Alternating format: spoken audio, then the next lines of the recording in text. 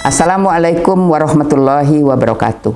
Sanak saudaro, niniak jo mama, anak jo kemanakan, sarato orang-orang muda jo putih-putih bongsu, ketek indak bersabit namo, gadang indak baimbon gala, di mana saja berada.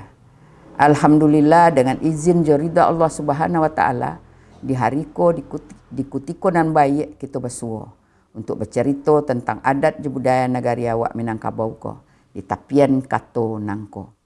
Kini ko awak berbincang melanjutkan cerita awak tentang tata tertib perempuan Minangkabau dalam pergaulan menurut adat dan budaya Minangkabau tentang kepribadian. Kepribadian secara individual tampak dalam dan tampak luar. Jadi segala sesuatu yang melekat dan dimiliki individu atau sosok yang wujud atau kasat mata dan yang tidak wujud. Itu melambangkan kepribadian. Akan tercermin dari tingkah laku, akhlak, etika, estetika, dan bahasa. Kesemuanya itu disebut juga dengan karakter. Untuk melihatnya, kita harus merujuk kepada basis dari kepribadian orang Minangkabau, yaitu ajaran agama Islam meletakkan perempuan sebagai pakaian dan pasangan dari laki-laki. Sistem kekerabatan matrilineal Minangkabau menempatkan perempuan sangat terhormat, terjaga, seimbang dan berimbang dengan laki-laki seperti dua sisi mata uang. Hal ini mempengaruhi pola pendidikan yang lebih keras terhadap perempuan karena perempuan adalah basis atau punca dari sistem matrilineal itu. Akibatnya perempuan Minangkabau itu tidak cengeng harusnya. Tidak terlalu tergantung kepada suaminya, tidak mau mengadukan atau membukakan aib keluarga atau kaumnya kepada orang lain, sangat konsen terhadap hak dan kewajibannya. Perempuan di Minangkabau lebih mandiri, mempunyai sikap yang jelas, wawasan yang luas, memahami seluruh persoalan keluarga dan kaumnya, tidak dibenarkan menjadi pajangan. Jadi kepribadian seseorang akan tercermin dari tata kelakuannya yang sesuai dengan norma agama atau akhlak dan nilai budayanya, etika. Seseorang yang berakhlak keislaman, pastilah orang itu penganut Islam yang baik dan mempunyai etika dan moral yang baik. Seseorang yang beretika baik menurut adat dan budayanya, pastilah orang itu memahami dan menghayati serta mengamalkan nilai-nilai adat dan budayanya. Akhlak berada dalam dua jalur yang jelas. Secara horizontal, pengaturan kehidupan sosial sesama makhluk. Secara vertikal, itu mengatur tata cara peribadatan, pengabdian kepada Sang Khalik. Kepribadian seseorang akan terbentuk sejauh mana seseorang itu menjaga dan memelihara hubungan kedua jalur itu. Jalur sesama makhluk dan jalur dengan Sang Pencipta atau Sang Khalik. Yang ketiga, penampilan diri. Penampilan diri seseorang di tengah-tengah orang lain adalah sesuatu yang selalu diperkatakan.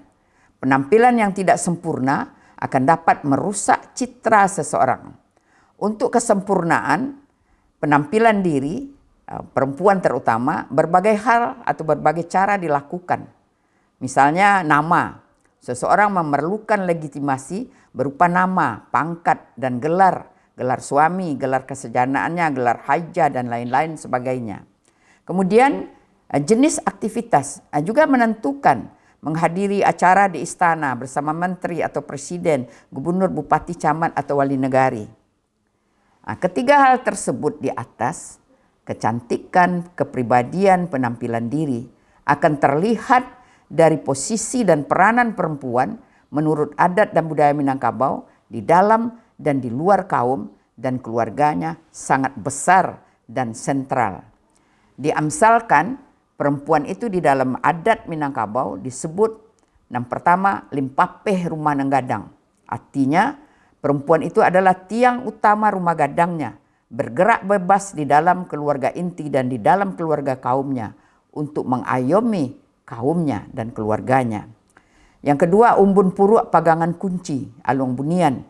Perempuan diberi kepercayaan dan kewenangan memegang kunci rangkiang, kunci rumah gadang atau sako dan pusako sebagai pemilik sako dan pusako. Jadi perempuan Minang itu merupakan pemilik seluruh properti yang ada di dalam kaumnya. Yang ketiga, pusek jalo pumpunan ikan. Perempuan sebagai inti dari jaringan perkauman. Perempuan yang melahirkan keturunan dari generasi ke generasi yang akan dicantumkan di dalam ranji kaumnya. Kemudian perempuan sumara dalam kampung, hiasan dalam negari. Perempuan-perempuan Minang menjadi marwah kampung dan negarinya, mengharumkan nama kampung dan nama negarinya. Kemudian perempuan kok hidup tampe banie, kok mati tampe banasa.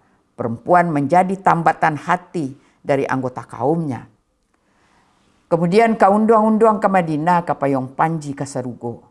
Perempuan menjadi pengayom, pengawas, penentu di dunia dan akhirat bagi anak-anaknya, bagi anggota kaumnya. Kapai tampe bertanyo, kapulang tampe baberito. Perempuan sebagai penentu arah, penasehat. Perempuan menjadi hulu dan muara dari persoalan kaumnya. Dan ungkapan-ungkapan seperti ini banyak lagi bisa kita buat dan kita ungkapkan gitu. Tapi itu sebagian besar yang utama. Sebagai penutup, itulah yang perempuan Minang itu dilambangkan dengan beberapa kategori tadi. Itulah sanak saudaro, nenek jo mama, anak jo kemanakan, serta orang-orang muda jo putih-putih bungsu, ketek indak basabit namo, gadang indak baimbon gala, di mana saja berado, hingga ikola ada ulu cerita kita di tapian katoko, insyaAllah, kok lain umur sama panjang, kita bersuah balik, melanjutkan cerita kita tentang tata tertib perempuan Minangkabau di tapian katoko. Wassalamualaikum warahmatullahi wabarakatuh.